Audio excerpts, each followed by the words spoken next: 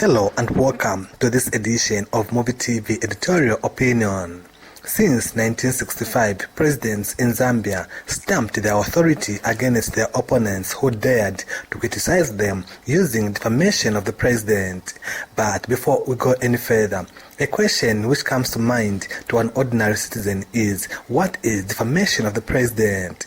According to Section 69 of the Penal Code, it states, as I quote, any person who, with intent to bring the name of the president into hatred, ridicule, or contempt, publishes any defamatory or insulting matter, whether by writing, printing, word of mouth, or in any other manner, is guilty of an offense and is liable on conviction to imprisonment for a period not exceeding 3 years.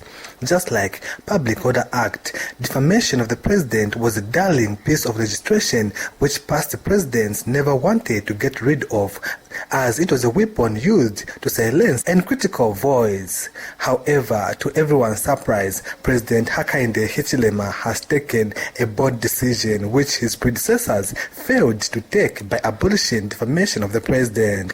It is in our considered view that HH aka Bali must be commended and congratulated for being a patriotic Zambian who has heard the cry of many citizens who called for the repeal of the said piece of legislation. Human rights activists, politicians, and indeed any other critical voice who dared to challenge the sitting president was thrown into prison using the said Section 69 of the Penal Code. Now that President HH has delivered yet another campaign promise, what is the way forward? In our opinion, we feel Zambians, especially politicians, should start being sober-minded in the way they provide checks and balances within the parameters of freedom of speech. Yes, everyone has a right to freedom of expression, but that should not be a leeway to one disrespecting the office of the president, which is the supreme office of the land.